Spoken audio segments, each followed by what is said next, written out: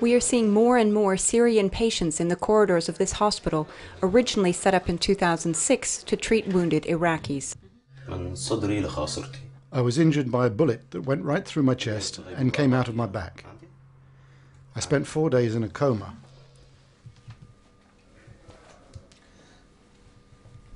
The bullet went in here and came out here.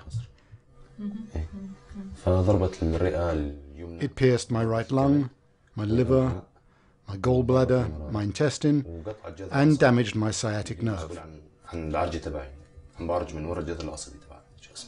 The conflict in Syria is intensifying, and working inside the country is impossible. MSF is therefore providing treatment to wounded Syrians who managed to cross the border into Jordan. And so, obviously, this only concerns patients who can physically make it across the border. It's very, very clear that the most serious surgical cases are still in Syria, and for the moment have no way of crossing the border. Unlike the Iraqi patients who need reconstructive surgery, the Syrians mainly need treatment for bullet wounds, and this usually involves orthopedic surgery.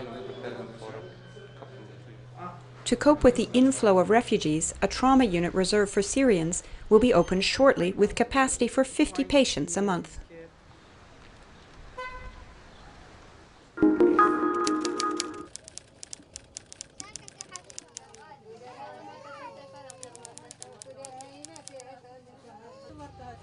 More than 65,000 refugees are gathered here in the Mbera camp in Mauritania. These tents in the middle of the desert are providing shelter for the families who have fled Mali and who have little hope of returning in the near future. Every day it's a struggle to get water. I spend long hours trying to find something for my children to drink. Give us water at least. Poor hygiene conditions, together with a lack of food and water, are undermining the health of the refugees. Among the patients who come to the center, we mainly see people with acute respiratory infections. I mean breathing problems, lung infections. They represent about 44% of the people who come to us. Then there are the diarrheal diseases, because of the water, because of hygiene problems. The children are suffering from malnutrition. MSF has already been treating them for 4 months, but the needs are still huge. Because in addition to those of the refugees, there are also the needs of the host population already struggling to cope after a poor harvest. And with the rainy season due to start in July, delivering aid will become even more complicated.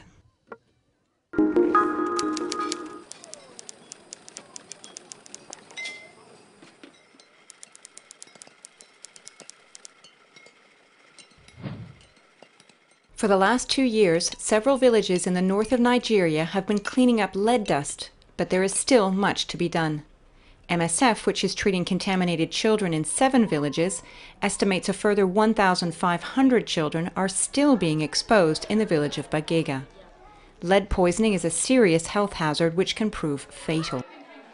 Children are more vulnerable to lead poisoning because of one, they usually play on the ground, and they're usually close to the source of contamination itself. And children also have a small blood volume. As such, any little amount of lead they take will therefore concentrate in their blood and cause high contamination. Last May, MSF was the lead organizer of an international lead poisoning conference. Delegates called for Nigerian government commitment to resolve the crisis, notably by releasing promised funds of $4 million to clean up Bagega and invest in safer mining. Since this conference, the Environment Minister has approved the release of the funds.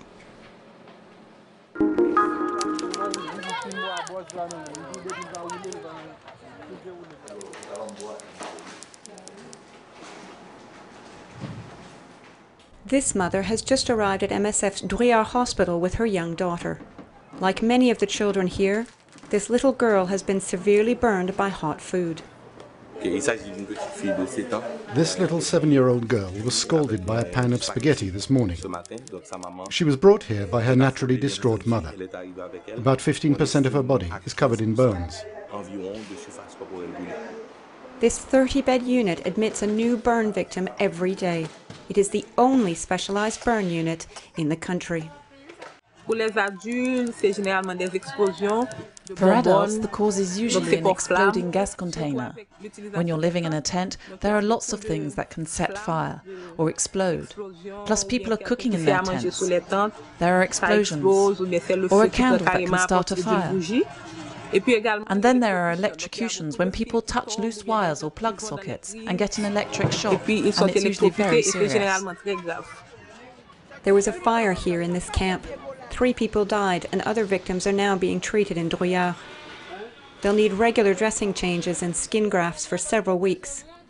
They'll also be offered physiotherapy as part of their rehabilitation.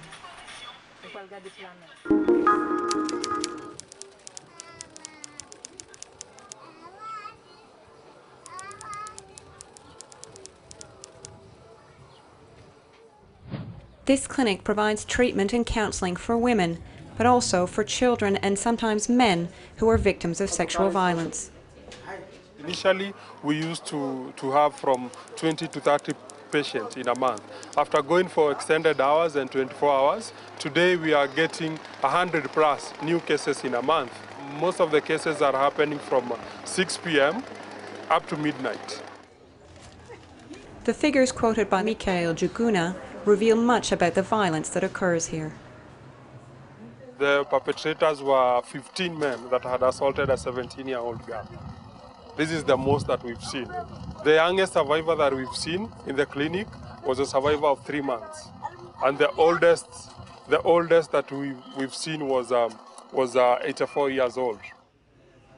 The victims who come to the clinic are met with a warm welcome and someone who listens to them. They are then offered a medical consultation and treatment to reduce the risk of HIV infection. But many cases are still not being reported. The shame and the red tape keep many victims from speaking up. Even if you are a survivor and you want to follow the legal justice system, then you find that there is a lot of loopholes and there is a lot of long waiting for the perpetrator to be arrested and to be prosecuted. Despite these difficulties, people are slowly beginning to open up, and the team believes that their presence here is now accepted.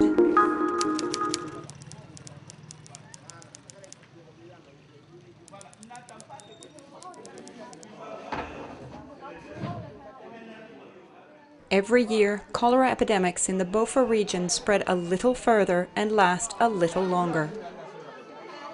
Until now, the oral vaccine was only administered as prevention before the first cases appeared. We usually work on the treatment of cases, and we try to do something on the prevention, especially on the treatment of water and the prevention of the spread of the disease. However, all of these actions have very little impact on the actual spread of the epidemic. This is the first time that we are using cholera vaccine in such an emergency and reactive vaccination campaign. After this vaccination campaign, MSF and Epicentre will monitor the effectiveness of the vaccine for 6 months. The results will be used to develop a strategy for dealing with future epidemics. The teams hope that by using this vaccine in conjunction with prevention, hygiene measures and treatment, they will be able to offer a more effective response to the disease.